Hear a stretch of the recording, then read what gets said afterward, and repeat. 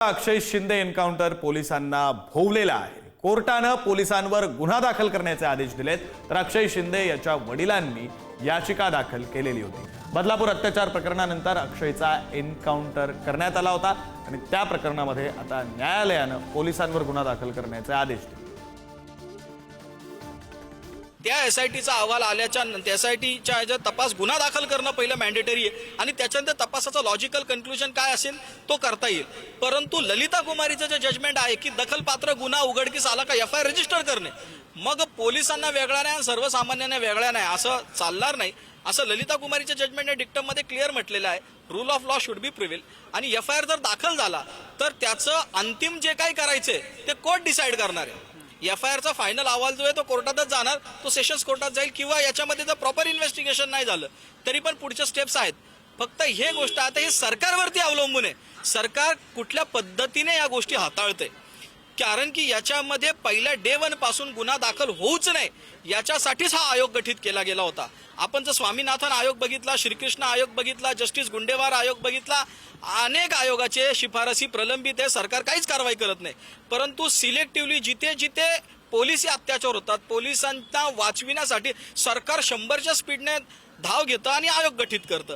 आणि त्यांचा जो मनसुबा होता की आम्ही आयोग गठीत केलाय आणि आयोगाचा अहवाल आल्याशिवाय गुन्हा दाखल करणारे हा स्टँड आम्ही कोर्टात घेऊ, तो स्टँड कोर्टासमोर त्यांचा टिकलेला नाही असे ह्या आदेशातून स्पष्ट दिसतंय। आणि ह्या आदेशाचा फायदा उद्या सोमनाथ सूर्यवंशीची जी केस आहे, मी एक वकील म्हणून तोही आमच्या वकिली पेशामध्ये येणार होता, लॉ स्टुडंट, त्याचाही कस्टडीमध्ये त्यांनी मर्डर जो झालेला आहे त्याच्या त्या रीटमध्ये हा आदेश हा रामबाण उपाय राहील आणि त्यालाही न्यायापासून जर वंचित ठेवायचं असेल तर हा आदेश सुप्रीम कोर्टामध्ये हे सरकार चॅलेंज करील। आणि जर त्यांनी ते चॅलेंज केलं तर या 4-5 पोलीस अधिकाऱ्यांसाठी जर ह्या पोलिसांनी यांनी जर चॅलेंज केलं तर राज्य पातळीवरती ज्या पद्धतीने यांची शिंदेच्या संदर्भात संबंधित पोलिसांवर कारवाई करण्याचे आदेश झालेले असतील तर पोलीस हे एक साधे त्याला आपण काय म्हणतो सॉफ्ट टार्गेट आहेत। पोलिसांवर कोणी दबाव आणला, पोलिसांवर कोणी दबाव आणून अक्षय शिंदेचा एन्काउंटर करायला लावला याची माहिती घ्यावी लागेल। सरकारला काहीच करायचं नाही, त्यामुळे आता कोर्टच करणार आहे का हाच एक प्रश्न या निमित्ताने उपस्थित होतो। मी मगाशीही बोलले, एक तर हा आत्ताचा जो विषय आपण बोलतोय हा खूप संवेदनशीलपणे आपण सगळ्यांनीच त्याच्याबद्दल बोललं पाहिजे।